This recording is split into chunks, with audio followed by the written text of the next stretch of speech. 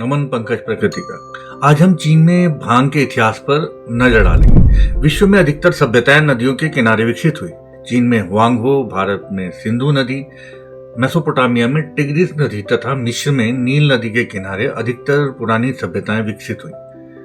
इन नदी के तटों की उपजाऊ मिट्टी तथा बाढ़ द्वारा लाई गई मिट्टी खेती के लिए बहुत उपयोगी सिद्ध होती थी और साथ ही सिंचाई के लिए और दैनिक उपयोग के लिए जल भी आसानी से उपलब्ध हो जाता था। चीन में भी वेई और पीली नदी के किनारे जो पाषाण युगीन सभ्यताएं पनपी, वहां पर बाजरा, गेहूं, चावल, बीन्स और भांग की खेती करी जाती थी। पुरातत्वविदों और इतिहासकारों को चीन और भारत के इतिहास में भांग के उपयोग के बारे में जो जानकारी है वो बहुत माध्यमों से मिलती है। चीन में लिखित और पुरातात्विक साक्ष्य दोनों उपलब्ध होते हैं क्योंकि वहां मृतकों को दफनाने की प्रथा थी।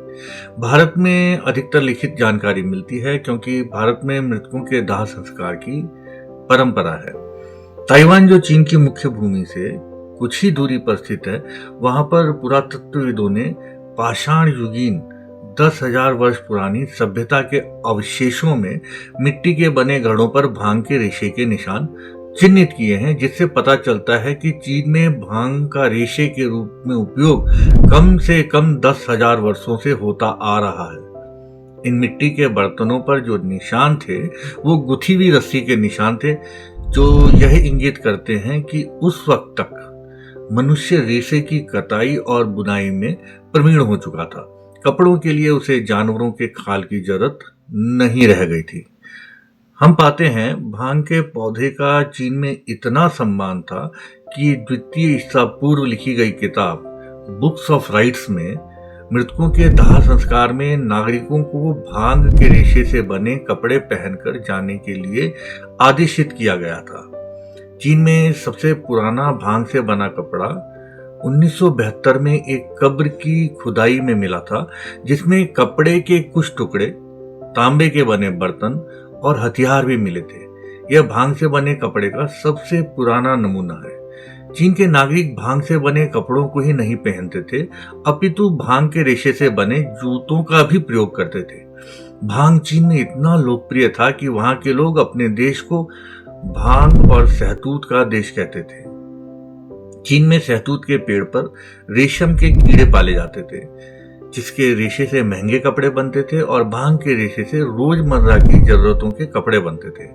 चीन की ऐतिहासिक किताबों में वर्णन है कि 9 सदी ईसा पूर्व चीन भारत सीमा से आई महिला योद्धाओं ने चीन के राजा को भांग के रेशे से बना ऐसा कपड़ा प्रस्तुत किया था जो चमकीला और सुंदर तो था ही, उसमें से बहुत अच्छी खुशबू आती थी और 5 रंगों से बना यह कपड़ा चीन के किसी भी राज्य में बने कपड़े से अधिक शानदार था। चीन के किसानों को भांग के नर और मादा पौधों के बारे में ज्ञान था और उनके अनुभव के आधार पर भांग के नर पौधों से बना जो रेशा होता है वो अधिक अच्छा होता है। भांग के मादा पौधों से बीज अच्छे उत्पन्न होते हैं। चीन में 6ठी ईस्वी तक भांग का बीज चावल और बाजरे के साथ साथ एक मुख्य भोज्य पदार्थ था। बाद में अधिक अन्न देने वाली फसलें जैसे गेहूं, मक्का आदि ने भांग का स्थान ले लिया। भांग के पौधे का युद्ध में भी उपयोग था। शुरू में चीन के जो योद्धा थे भांग के रेशे के द्वारा धनुष की प्रत्यंचा का निर्माण करते थे। बाद में जब उन्हें भांग के रेशे की मजबूती का अंदाजा हुआ तो प्रत्यंचा का निर्माण भांग के रेशे से किया जाने लगा। भांग के मजबूत रेशों का उपयोग करके अच्छे धनुष बनाए गए, जिससे अधिक दूरी तक तीर से शिकार किया जा सके।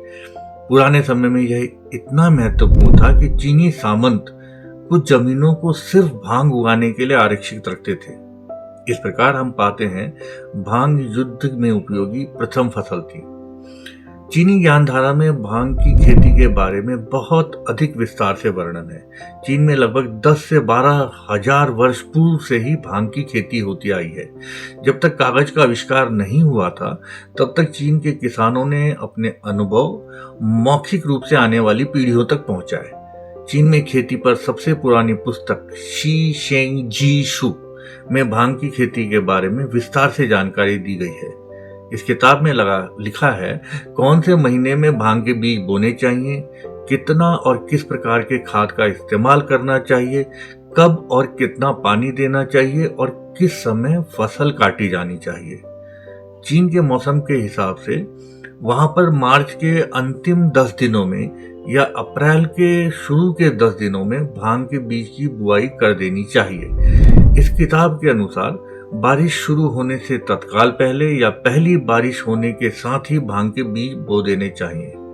खरपतवार तब निकालना चाहिए जब भांग के 2 पत्ते आ जाएं। भांग का पौधा अगर ज्यादा जल्दी लगाया जाएगा तो उसकी डंठल अधिक कठोर, रेशा अधिक सख्त और गांठ अधिक होती है, जिससे पौधे की उपयोगिता कम हो जाती है। अगर भांग का पौधा देर से लगाया जाता है तो उसके रेशे की मजबूती कम होती है। दोनों हालातों में जल्दी बीज बोना अधिक उचित रहता है। चीनी ज्ञानधारा के अनुसार जब भांग का पौधा 33 सेंटीमीटर का हो जाए तो उसमें रेशम के कीड़े या अन्य जानवरों के मल की खाद का इस्तेमाल करना चाहिए। इसमें भी रेशम के कीड़े के मल की खाद को अधिक उपयोगी बताया गया है। भांग के पौधे की सिंचाई के लिए नदी या झरने के पानी का उपयोग करना चाहिए। अगर नदी या झरने का पानी उपलब्ध न हो तो कुएं का पानी उपयोग में ला सकते हैं, परंतु पहले कुएं के पानी को सूर्य की रोशनी में गर्म करने का विधान भी दिया गया है। अगर जमीन में नमी की मात्रा सही है तो सिंचाई प्रतिबंधित थी और भांग के पौधे को बार बार सिंचित नहीं करना चाहिए, यह भी उनमें लिखा है। जब भांग के अधिकतर नर पौधों में फूल आ जाएं, तो फसल की कटाई कर देनी चाहिए। अगर ऐसा नहीं करते हैं तो पराग कणों के संयोग के पश्चात रेशे अधिक कठोर हो जाते हैं और भांग के डंठल को उसके पश्चात 20 दिनों के लिए पानी में भिगोकर उसके रेशे को निकालना चाहिए। इस प्रकार से खेती करके जब रेशा निकाला जाता है तो वो रेशम की तरह मुलायम और चमकदार होता है। चीनी ज्ञानधारा में किस प्रकार भांग से बेहतरीन रेशे बनाए जा सकते हैं, इस पर बहुत गहरा अनुसंधान किया गया था। हम अगले एपिसोड में भी चीन में भांग के ऊपर क्या क्या प्रयोग हुए थे उस पर चर्चा करेंगे। तब तक के लिए नमस्कार।